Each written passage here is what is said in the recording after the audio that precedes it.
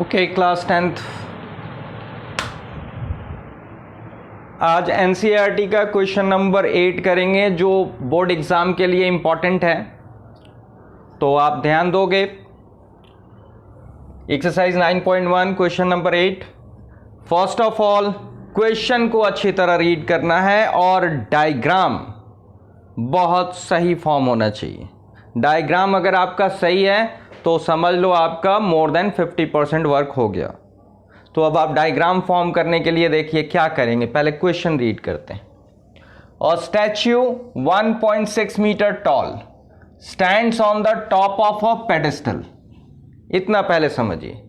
और statue 1.6 metre tall stands on the top of a pedestal. Pedestal मतलब वो चीज़ जिस पे स्टैच्यू स्टैंड कर रहा है। तो हमने सबसे पहले फॉर्म किया एक ये लाइन दैट रिप्रेजेंट्स ग्राउंड। ये हो गया आपका पेडेस्टल। पेडेस्टल का नेम दे दिया दैट इज ए बी। और इस पेडेस्टल के टॉप पे हमने एक स्टैच्यू स्टैंड करा दिया। दिस स्टैच्यू इज, इसका नेम दे देते हैं हम C. And its height is, height इसका क्या है, दिस इज 1.6 मीटर। तो ये स्टैच्यू की हाइट है 1.6 मीटर, दैट इज टॉल। फिर अब आगे पढ़िए। From a point on the ground the angle of elevation of the top of the statue is 60 degrees. बस इतना रीड करके समझने की कोशिश करो। From a point on the ground, ground पे एक पॉइंट है, वहां से the angle of elevation of the top of the statue is 60 degrees. Ground पे ये पॉइंट सपोज कर लिया हमने P। इस पॉइंट P से टॉप ऑफ द स्टैच्यू का एंगल ऑफ एलिवेशन है, तो top of the statue is C। इसको देखने पे एंगल ऑफ एलिवेशन फॉर्म होता है 60 डिग्रीज। तो P पॉइंट ग्राउंड पे, स्टैच्यू का टॉप C, इसको देखने पे एंगल ऑफ एलिवेशन फॉर्म होगा। नजर ऊपर करनी ही पड़ेगी देखने के लिए। ये एंगल हो गया आपका 60 डिग्रीज। इसको इनसाइड लिखा है मैंने। उसके बाद आगे वाली बात, and from the same point, फिर इसी पॉइंट से the angle of elevation of the top of the pedestal is 45 degrees. Angle of elevation किसका, top of the pedestal. Top of the pedestal क्या है, top of the pedestal A है, ये top of the pedestal है। इसी point से top of the pedestal का angle of elevation 45 degrees है। दैट मींस आप पी पॉइंट से पेडेस्टल के टॉप को देख रहे हो तो नजर ऊपर करनी पड़ रही है। That's why angle of elevation form हो रहा है, और ये है 45 डिग्रीज। तो पी से हम ज्वाइन कर देगा ए को, और ये एंगल हो गया आपका 45 डिग्रीज। अगर एक एंगल इनसाइड लिखते हो तो दूसरा आउटसाइड लिखो, इससे रिप्रेजेंटेशन ठीक रहती है। आपको क्या फाइंड आउट करना है, find the height of the pedestal. इस पेडेस्टल ए बी की हाइट फाइंड आउट करनी है, तो इसे हमने लेट कर लिया h। और ये ग्राउंड और पॉइंट के बिटवीन ये जो डिस्टेंस है पॉइंट का बेस ऑफ द पेडेस्टल से, दिस इज x। इंट्रोडक्शन के लिए थोड़ा सा लिखना पड़ता है बोर्ड में, तो लिखेंगे जरूर, let height of pedestal A B equals to h metres and height of statue, this is CA equals to 1.6 metre. अब कहोगे लेट क्यों लिखा है इसके साथ, क्योंकि हमने नेम CA दिया है।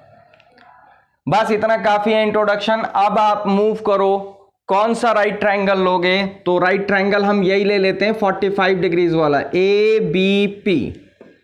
इन राइट ट्रायंगल ABP, फिर से समझिएगा, ABP राइट ट्रायंगल, ये छोटा वाला ट्रायंगल है ABP। 45 डिग्रीज ये एंगल है, इसके अपोजिट वाला परपेंडिकुलर, ये बेस, तो परपेंडिकुलर और बेस चाहिए मुझे, तो लेना पड़ेगा, आपको पता है tan। This is tan theta, theta means 45 degrees. This is perpendicular upon base, तो परपेंडिकुलर हो गया ए बी, नेम लिखना है पहले, upon base B P. tan 45 की वैल्यू आपको याद होगी, याद रखनी भी पड़ेगी, that is 1, A B is H, B P is X, cross into किया x into 1 that is x equals to h, make it equation number first. अब आप मूव करो इन राइट ट्रायंगल, CBP जिसका एंगल 60 डिग्रीज फॉर्म हुआ है। अब इस line को आप भूल जाइए, इसे इग्नोर करना है। CBP राइट ट्रायंगल में एंगल है आपके पास 60 डिग्रीज, तो 60 डिग्रीज के अपोजिट वाला परपेंडिकुलर, और ये बेस, तो परपेंडिकुलर और बेस किस में आता है, फिर से tan, this is tan, but इस time angle 60 degrees, perpendicular CB upon base BP,